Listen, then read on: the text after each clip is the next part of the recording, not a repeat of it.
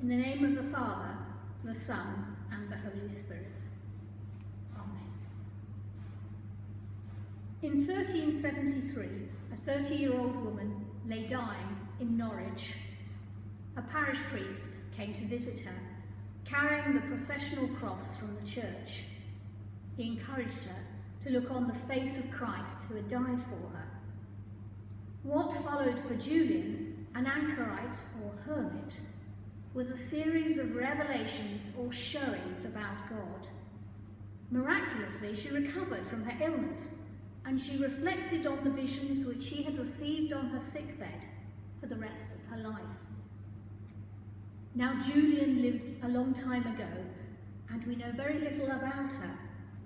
Even her name is probably that of the Church of St. Julian, to which her anchorage was attached, rather than her own.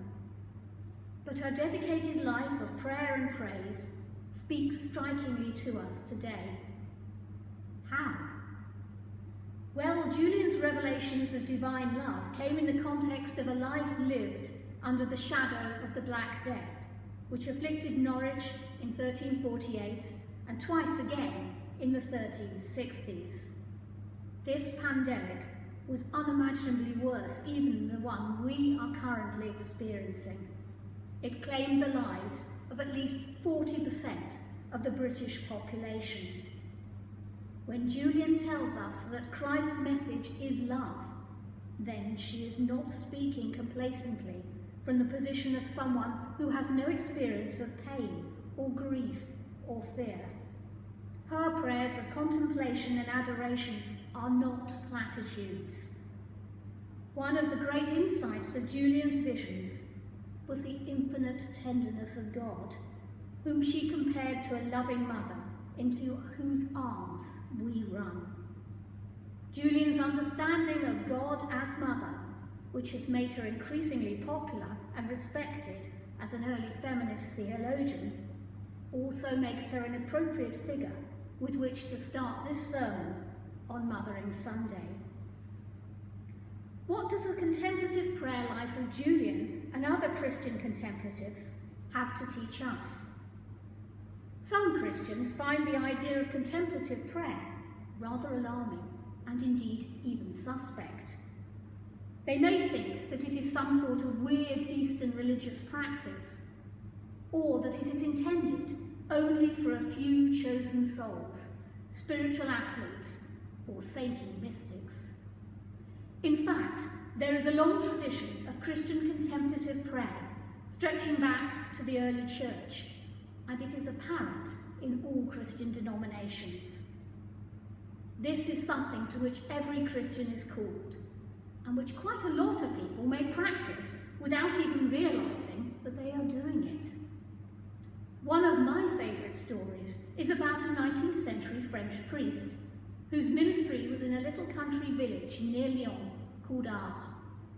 The curé of Ars, as he was known, noticed that one of his parishioners, a working man, stopped to enter the church on his way to work in the morning and again on the way home in the evening.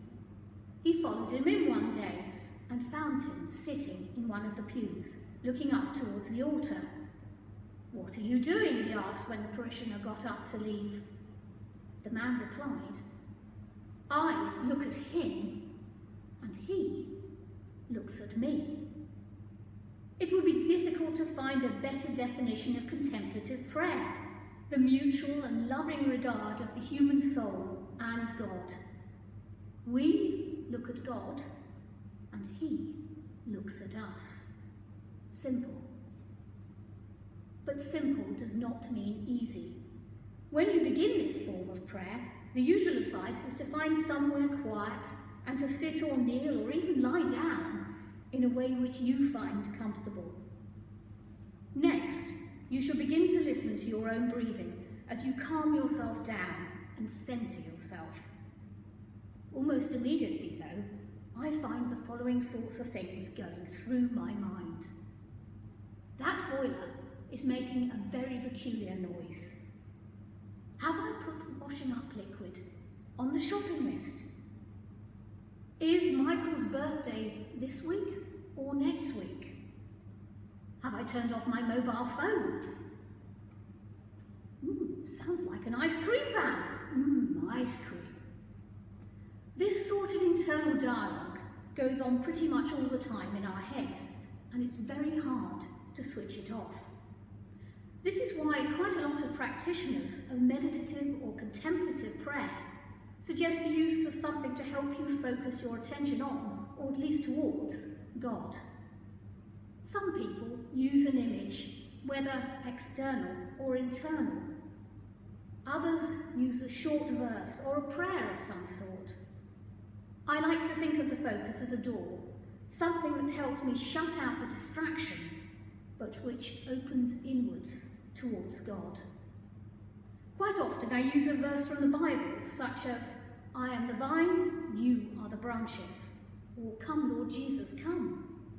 Or perhaps the Jesus prayer, Lord Jesus Christ, Son of God, have mercy on me, a sinner.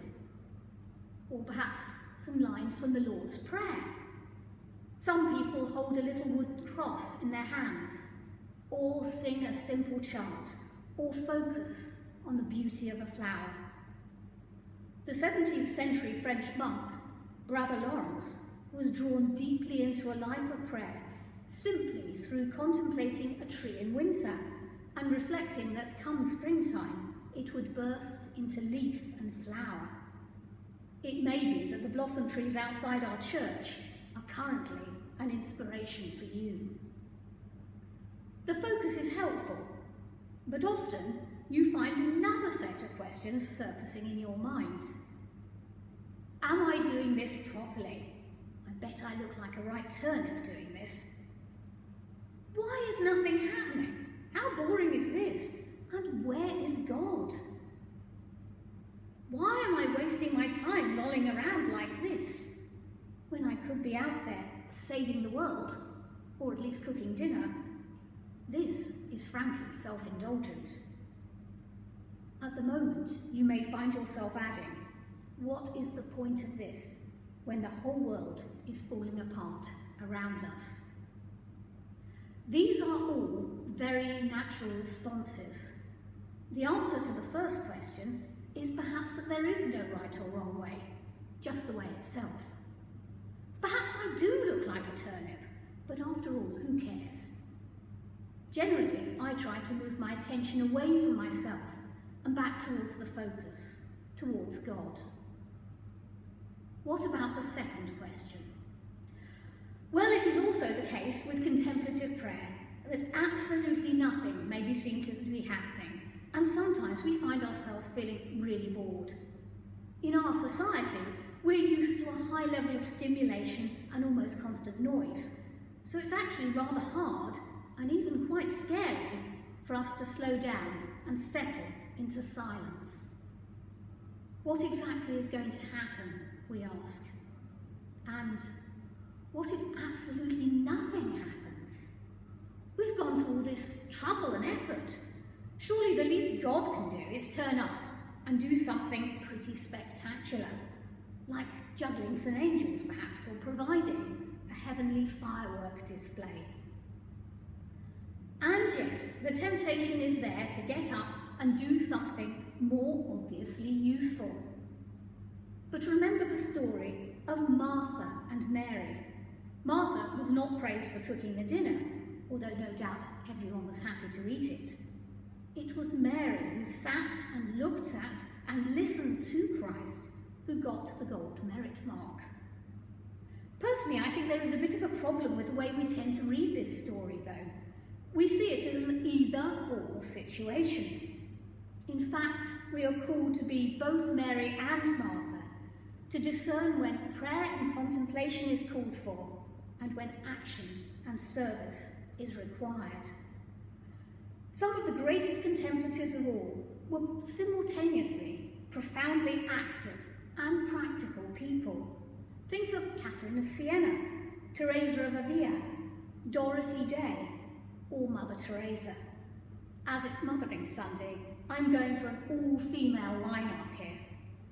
Catherine of Siena, for instance, combined mystical experiences with tending the poor and the sick, peacemaking between rival factions and towns, and even ticking off the Pope and other powerful people for their various misdeeds. Here she imitated Jesus, who began his ministry with 40 days of intensive prayer in the wilderness, the origin of our season of Lent. After all, if we're going to learn how to see the image of God in other people, we need to know what he looks like first. And this is perhaps the point of contemplative prayer, gazing on God so that we might see him ever more clearly, everywhere, in everyone, and in everything. As Mother Teresa puts it, it's about being contemplatives at the heart of the world. In other words, this sort of prayer, like other forms, is transformative. It leads us into both self-knowledge and loving service, so that we are not so much idly gazing as looking lively. Remember that God is looking at us whilst we are looking at him. One of the not entirely tasty fruits of contemplative prayer is that we begin to see ourselves as God sees us. It's true that he looks at us with the eye of love, as beloved beings whom he has created and whom he cherishes infinitely and eternally. But he also sees some of the dirty marks which we have made on his creation, and he wants to wipe them off.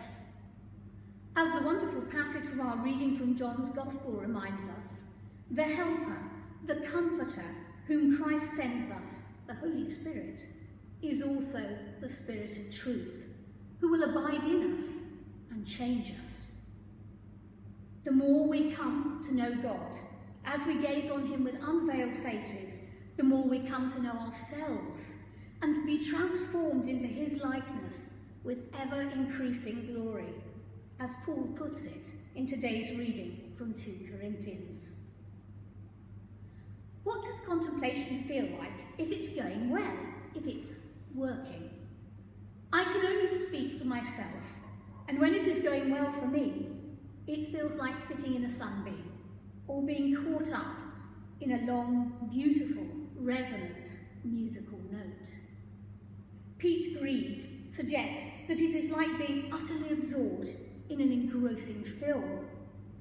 At these times, it certainly feels like the wonderful promise in the passage from John has been fulfilled.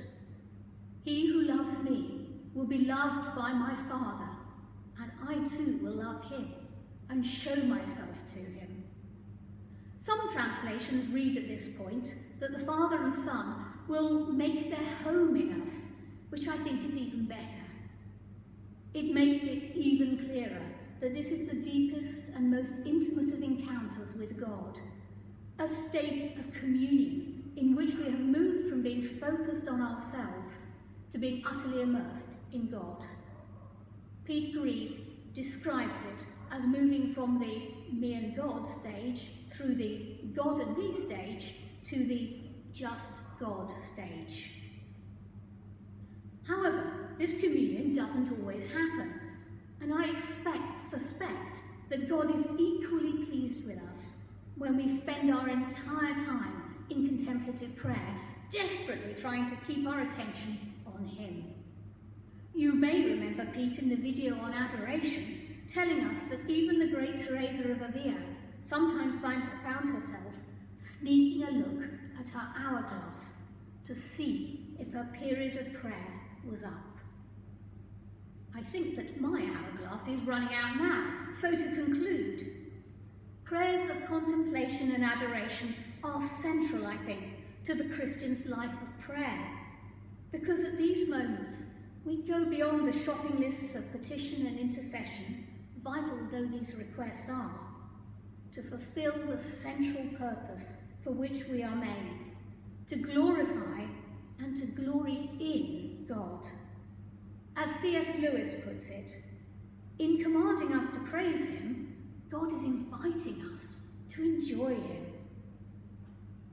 This is a particularly important thing to do at this time of trouble fear and anxiety. And it can be done in the quiet spaces of our own homes, in isolation. In ordinary times, I would thoroughly recommend joining a group to meditate with others, a Julian meeting, or the local group of the World Community for Christian Meditation. But remember, even when we pray alone in our rooms, we are not really alone. With a cloud of witnesses, with the whole company of heaven, we can turn to God and contemplate him face